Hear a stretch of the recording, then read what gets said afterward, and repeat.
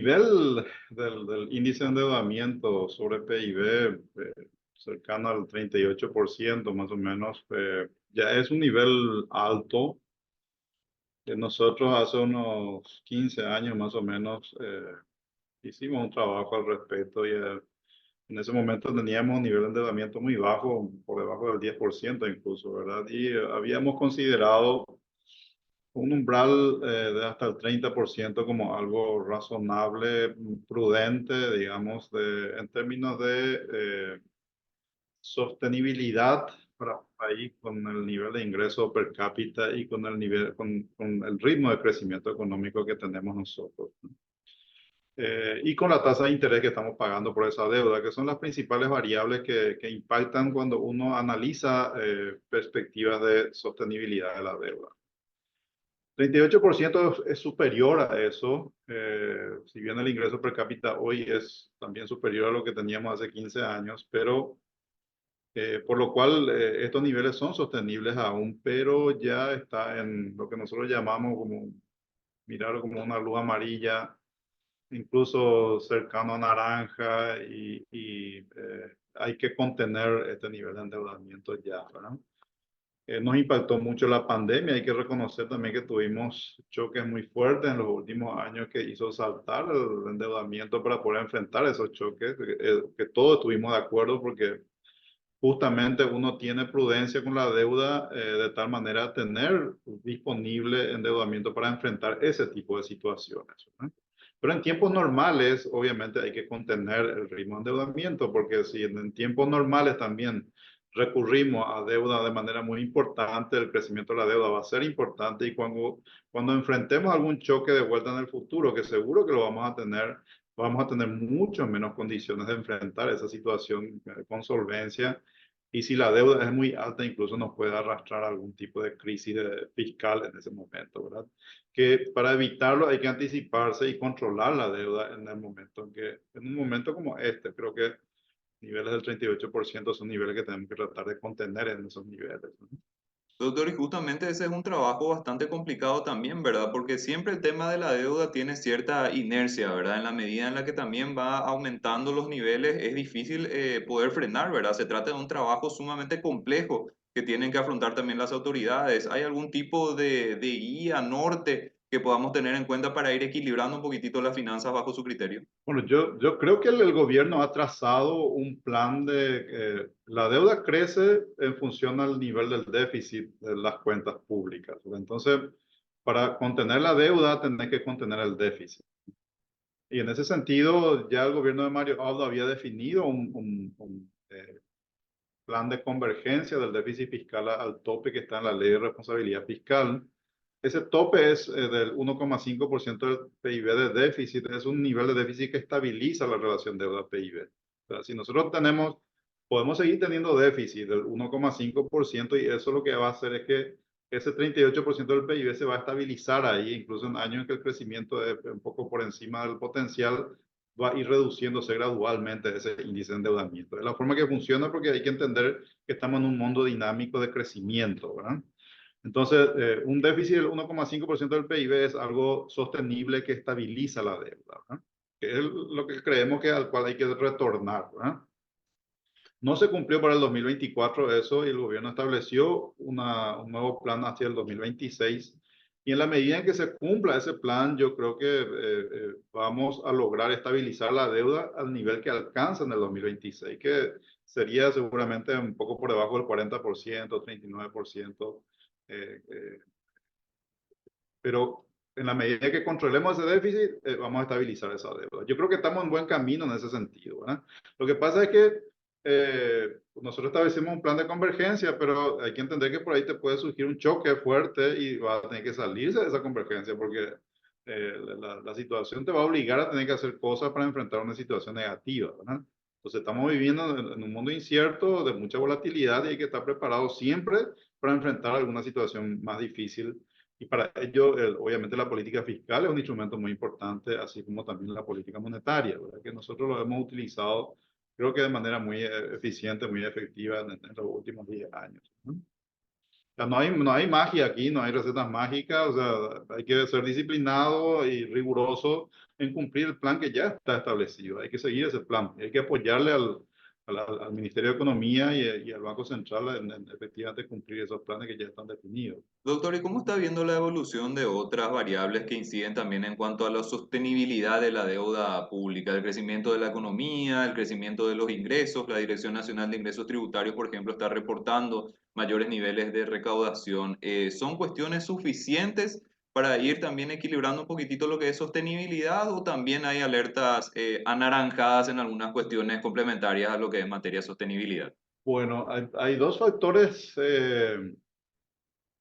que complican un poco el panorama. Uno es de que las tasas de interés internacionales aparentemente va a permanecer a niveles más altos ya en el futuro. O sea, no, si bien hay expectativa de que el Banco de la Reserva Federal va a reducir la tasa en algún momento en los próximos 2 años, pero lo que sí es seguro es que no va a volver a los niveles que teníamos antes. Entonces, vamos a enfrentar tasas más altas en cualquier endeudamiento que nosotros hagamos. La última colocación de deuda en dólares fue al 6%. O sea, como que tenemos que tomar eso, pareciera ser como la referencia más permanente, a no ser que haya alguna modificación importante en la calificación de riesgo del país que haga reducir, qué sé yo, la tasa en un punto porcentual o cerca de un punto. Entonces, eso ayuda mucho. Por eso nosotros insistimos tanto en que tenemos que ser disciplinados en cumplir este plan y hacer la reforma que todavía necesitamos para dar más sostenibilidad y previsibilidad al gasto público, que son reformas que se están discutiendo en este momento. Eso obviamente nos va a permitir alcanzar el grado de inversión en los próximos años, ¿verdad? Eso te permite reducir el costo de la deuda y va a ser más sostenible la deuda. Por el momento yo no puedo asumir esa posibilidad todavía porque sería irresponsable tomar decisiones en base a cosas que eventualmente puedan ocurrir en el futuro y que ni siquiera depende de nosotros, digamos, ¿verdad? Entonces, ese es un tema que preocupa. El otro tema es que el crecimiento potencial del país ha bajado efectivamente, ya no es lo mismo el 4% que teníamos en años anteriores, mucho menos el 5%. Cuando uno proyecta para adelante, hay obviamente un estancamiento en la evolución de ese sector. Eso es lo que está preocupando. El sector agropecuario reporta de stock de ganado similares ya medio estables en los últimos 6 o 7 años. Áreas de cultivo de soja medio estables en los últimos 5 o 6 años. Entonces, es como que uno está notando cierto freno ahí en el principal motor de la economía. Entonces, si no desarrollamos otros sectores o no levantamos las barreras que están impidiendo que estos sectores sigan desarrollándose, vamos a tener un freno en el crecimiento económico del país. Nosotros estamos proyectando ya más cercano al 3,5%, incluso menos de crecimiento de mediano plazo para el país, con la volatilidad que típicamente tenemos, pero en promedio nos va a costar crecer más de 3,2, 3,3, 3,5% en los próximos años. Y ese es un determinante muy importante también de la sostenibilidad. Por eso es que tenemos que tener cuidado de estabilizar estos niveles de deuda en donde están, ¿verdad? La deuda normalmente no se reduce porque es ineficiente económicamente una vez que asumiste la deuda, el reducirlo, porque el reducir la deuda tiene implicancia en la actividad también, ¿verdad? Implicancias negativas en este caso. Entonces, pero sí tenemos que estabilizarlo. Creo que esa es la meta más importante que tenemos ahora, ¿no? La recaudación y bueno, el difícil todavía poder, las coyunturas impactan mucho normalmente en la recaudación, ¿verdad? Lo que pasa en la Argentina, la propia reactivación de las obras públicas que está haciendo el gobierno con los pagos que ha hecho a los proveedores. O sea, hay cosas que impactan en el corto plazo que eh, contaminan un poco el análisis cuando uno analiza el aumento de la recaudación, que es muy positivo, pero hay que tener cuidado de no asumir como que es una cuestión permanente. O sea, puede ser temas muy puntuales que nos han impactado. Vamos a ir mirando en los próximos meses a ver cómo va evolucionando esa recaudación de vuelta. Sí tenemos la esperanza de que una entidad recaudadora unificada tiene más elementos de control para reducir más efectivamente la evasión o la elusión tributaria y estimamos que va a haber una mejora en la recaudación allí, pero es muy difícil de poder estimar con precisión el impacto que va a tener en lo concreto. Tenemos que ir mirando efectivamente a ver cómo evoluciona en los próximos meses. Y todavía es muy temprano, o sea, esto hay que dejar que transcurra el tiempo y ver en los por ahí en un año más tendremos una película más clara en ese sentido. Doctor, ¿y lo que serían los ingresos correspondientes a las entidades binacionales, en el caso de Itaipú y Yacyretá, en escenarios distintos? Yacyretá, el gobierno argentino no está desembolsando, o Paraguay no está recibiendo prácticamente nada por el momento, y bueno, en Itaipú hay un impasse con relación a lo que sería el tema tarifa y un escenario previo al anexo C, pero se tiene cierta expectativa de que se pueden ir generando también recursos a partir de ahí. ¿Esto puede ser algún punto de ayuda para lo que son los ingresos públicos, o le parece que no hay que cifrar muchas esperanzas en este tipo de cuestiones? Bueno, Yacyretá es mucho más incierto el panorama porque como su situación financiera es catastrófica, digamos, ¿verdad? Si no hay algún acuerdo entre los dos países para ordenar las finanzas y que haya previsibilidad respecto a los flujos que genere esa represa, lo que tenemos es cada vez que hay alguna gestión política muy fuerte, puntualmente te hacen una transferencia determinada, digamos, ¿verdad? Pero es difícil para un ministro de Finanzas tener certeza sobre esos recursos, son más puntuales y específicos y no puede programar mucho, ¿verdad? Hasta que efectivamente se ordene, que yo creo que todavía falta tiempo para eso, porque Argentina ya sabemos que está inmerso y una vez que se ordene la cosa allá, recién es posible también ordenar una empresa que depende de ellos, porque hay que ser consciente que Yacyretá depende de ellos. En Itaipú los flujos son más ciertos, digamos, ¿verdad? Por lo menos lo que ya tenemos son flujos ciertos. Nosotros hemos insistido mucho desde el momento que Itaipú terminó de pagar su deuda de que teníamos que hacer algún acuerdo puente respecto a la tarifa para evitar de que caiga de manera catastrófica la tarifa allí antes de un acuerdo definitivo respecto al anexo C.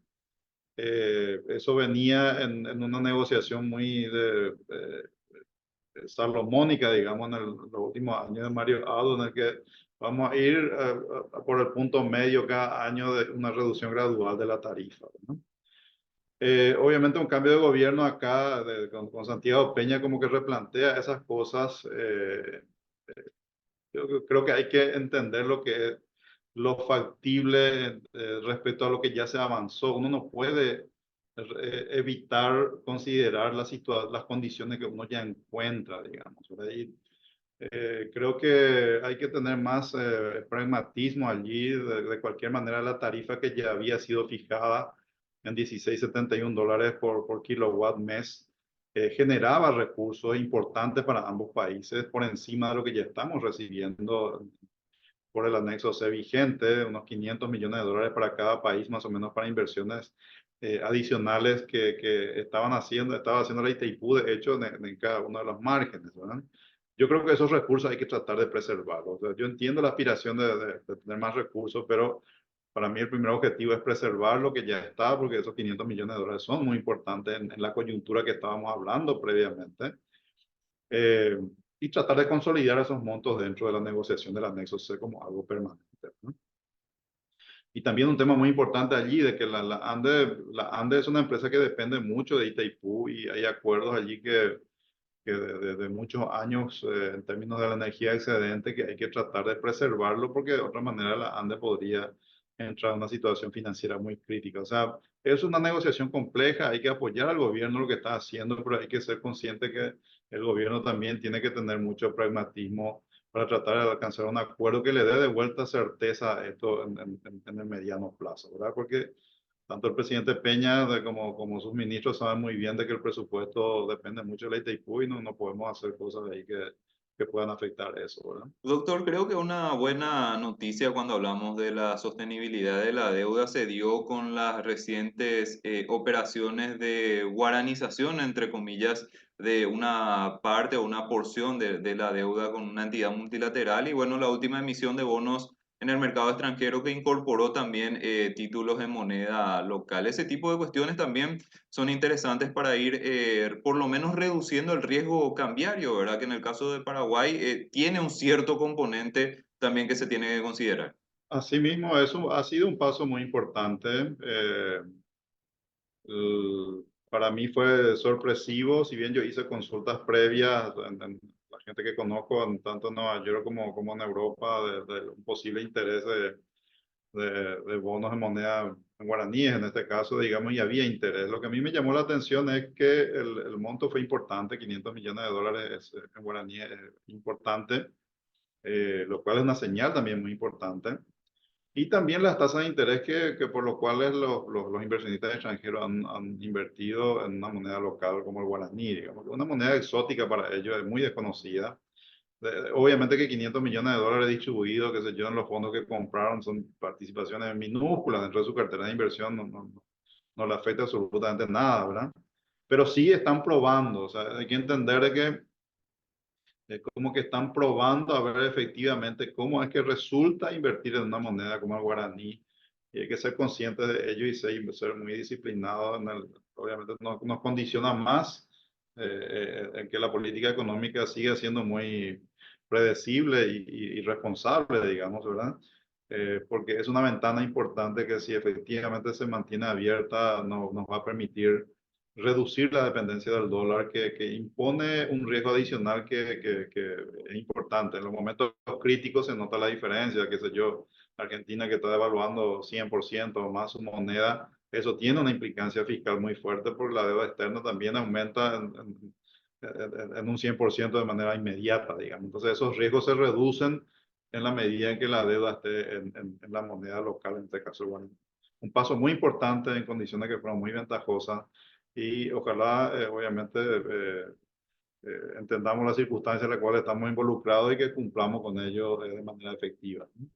Doctor, entonces en líneas generales creo que estamos también todos muy alertas del panorama, cómo también se va a ir desempeñando. No podemos dejar de lado como país el financiamiento a través del endeudamiento y bueno, también una eventual salida de los mercados internacionales no se plantea como una opción en términos de que es dinero que a Paraguay le es útil y que se obtiene en condiciones favorables. Pero sí, como estaba diciendo como parte de su análisis, tenemos que ir alcanzando niveles de equilibrio e ir parando un poquitito este ritmo de crecimiento que entiendo que desde la pandemia en adelante prácticamente no se pudo frenar, ¿verdad? Es una cuestión que de repente otros países ya pudieron ir equilibrando con un poco más de rapidez. Sí, o sea, nosotros nos ha costado, lo que pasa es que justo el periodo de convergencia, de control del déficit fiscal coincidió, esto yo lo dije en el año 2021, me acuerdo muy bien, ¿verdad? Coincidió con el periodo electoral, digamos, y los periodos electorales siempre son complejos de manejar en términos de política fiscal, ¿verdad? Todavía nuestra política fiscal está muy influenciada por lo electoral a pesar de que en nuestro país no hay reelección, que es una gran ventaja, porque si hubiera reelección empeoraría esta situación de que los gobiernos tratan de usar el gasto público como un mecanismo para ganar elecciones, digamos, ¿verdad? Pero igual impactó, no se hizo el ajuste como tenía que haber sido, ni siquiera se cumplió el plan. Y eso obviamente nos impone condiciones de que se extienda el periodo y tal vez si hubiéramos cumplido ese plan, el grado de inversión iba a estar más cerca. Ahora, yo veo un poco más complicado, el gobierno está muy optimista al respecto, pero yo veo que no es tan sencillo. Yo creo que tenemos que cumplir primero el plan hasta el 2026, tenemos que hacer las reformas que nos comprometimos a hacer. Una de ellas está en este momento en discusión, que es la ley de la función pública, que es muy importante. Después está otro, que es la reforma de la caja fiscal, que es incluso más importante. Hay cosas importantes que tenemos que hacer para efectivamente dar la señal clara de que nosotros estamos avanzando en el camino correcto, ¿verdad? Pero de cualquier manera, cuando uno analiza y observa los distintos países de la región, creo que nuestro manejo de la política económica en general, tanto la fiscal como monetaria en la pandemia, ha sido ejemplar. Hemos hecho bien. A pesar de estos desajustes que hubieron en la convergencia entre el 2022 y 2023 por el tema electoral. Doctor, justamente un tema que estuvo planteando tiene que ver con este manejo de la pandemia o el manejo económico en la pandemia y quiero profundizar un poquitito esa idea. Pese a todos estos desajustes o a estos desajustes puntuales que estamos hablando, que justamente estaba diciendo en materia de lo que fue la visión entre gobiernos del manejo del déficit y la convergencia, podemos hablar de que Paraguay estuvo bien parado, que tuvo un manejo equilibrado de lo que fue las finanzas pese al fuerte choque de la pandemia. Yo estoy seguro que sí, o sea, incluso los países históricamente muy ordenados como Chile o Perú o Colombia, o México incluso, ¿verdad? Han hecho cosas mucho más complicadas que nosotros. O sea, nosotros hicimos casi lo que el libro de texto te dice que tenés que hacer en una situación tan crítica como esa, ¿verdad? O sea, hicimos todo bien en esa parte y después la corrección que en este momento estamos en la política monetaria se hizo de manera bastante rápida, digamos, ¿verdad? Y la política fiscal que todavía queda un remanente por hacer. Pero de cualquier manera, incluso incorporando el hecho de que lo electoral impactó en la convergencia. Si uno mira el periodo completo del 2020 al 2026, que vamos a completar aparentemente el proceso de normalización fiscal, creo que es una gestión como país que es muy positiva, ¿verdad? Miro Chile, miro Perú y ellos todavía están bastante más lejos que esto que nosotros. Nosotros estamos mucho más avanzados en este proceso de normalización. Y eso lo ve el resto del mundo. Yo lo veo, o sea, como economista que analizo la situación, lo veo. Lo que espero es que se cumpla y sigamos en esta disciplina. O sea, siempre es como que la duda que tenemos, como la política impacta mucho en Paraguay todavía y polarizaciones políticas muy fuertes por ahí pueden impactar decisiones en términos económicos. Eso todavía no tengo la seguridad de que no ocurra en una situación crítica, porque ya nos pasó en el 2003 que incumplimos una deuda no porque estaba en una situación muy crítica, sino porque se tomó una decisión equivocada, ¿verdad? Entonces, esas cosas yo todavía espero ver que efectivamente ocurra en los próximos años, ¿verdad? Para consolidar definitivamente de que pareciera ser que en Paraguay hay ciertos consensos macro muy fuertes que no depende tanto de la disputa política que puede existir en un momento determinado. Doctor, ¿le parece que esas reformas que también estuvo mencionando y que son importantes para ir dando un mejor uso a los recursos públicos y aportar en materia de sostenibilidad pueden incluir algún tipo de discusión sobre la ley de responsabilidad fiscal? De momento estamos apuntando hacia volver al cumplimiento de lo que establece la ley de responsabilidad fiscal. Sin embargo, también en su momento hubo alguna charla sobre una ley 2.0 y tener algún tipo de ajuste sobre las cuestiones de esta normativa. ¿Le parece que se podría incluir o no en este proceso también de ir haciendo ajustes económicos? Bueno, hace falta algunas mejoras a la ley de responsabilidad fiscal, pero la sugerencia que yo le hice al ministro Carlos Fernández en su momento es que creo que por un sentido de responsabilidad de darle credibilidad a las reglas que tenemos, primero tenemos que cumplir la que tenemos, digamos, porque si uno modifica reglas en el momento en que no lo está cumpliendo, es como que yo voy ajustando las reglas a la situación que yo tengo, ¿no? Entonces, creo yo que tenemos que cumplir primero el 2026 la convergencia del 1,5 y ahí plantear la modificación y una actualización y una mejora a la ley de responsabilidad fiscal que hace falta. O sea, todos coincidimos en que hace falta. Pero hay una cuestión de timing aquí. Primero hay que cumplir lo que tenemos y después, en todo caso, buscamos mejorarla con alguna modificación. Que esas modificaciones en general ya están acordadas o consensuadas. Hay que ponerle un tope a la deuda. Hay una serie de cosas que están ahí en el proyecto de ley que incluso fue presentado. Coincidimos en eso. Pero cumplamos primero lo que hay, porque eso va a dar credibilidad a las reglas, cualquiera sea la que esté vigente en el 2030, digamos, ¿no? Y tenemos que tener mucho cuidado en no caer en cuestiones como la deuda que tuvimos con farmacéuticas y constructoras, que fue prácticamente el tema que terminó afectando en ese proceso de convergencia, doctor. Eso no puede volver a pasar tampoco. Y yo creo que tenemos que ceñirnos a ejecutar el presupuesto en función a los recursos que estén disponibles, considerando el tope de déficit que tenemos y que está fijada en la ley de responsabilidad fiscal. O sea, esos desórdenes vienen porque en realidad vos no tenías los recursos para gastar en farmacéutica, vos no tenías los recursos para la obra que estabas ejecutando o eran inconsistentes con el déficit fiscal que vos estabas proyectando. Entonces, ahí te surgen esas diferencias, digamos. Entonces, si hay disciplina en la ejecución, por eso el ministerio, el liderazgo del Ministerio de Economía en esto es demasiado importante. Ningún ministerio tiene que poder ejecutar por encima del plan financiero que le definió el Ministerio de Economía. Si eso se cumple, es muy difícil que vos entres en un problema de atraso o de dificultades de pago a los proveedores porque estás cumpliendo el plan. y el plan está considerando los ingresos que vas a tener, la deuda que vas a tomar y el déficit que efectivamente vas a tener, ¿verdad? Tenemos que ser disciplinados y el liderazgo del Ministerio de Economía, que en la ley nueva está muy claro eso, digamos, ¿verdad? Creo que es un paso muy importante. Doctor, le agradecemos muchísimo su tiempo y su análisis. Evidentemente, nosotros siempre estamos pendientes de los diferentes factores de la economía y cómo van evolucionando, ¿verdad? En este caso, hablamos de la deuda pública, pero también contamos con su visión para los diferentes temas que componen a la economía nacional. Entonces, esperamos contar con su participación nuevamente en este espacio. Con mucho gusto cuando quieras.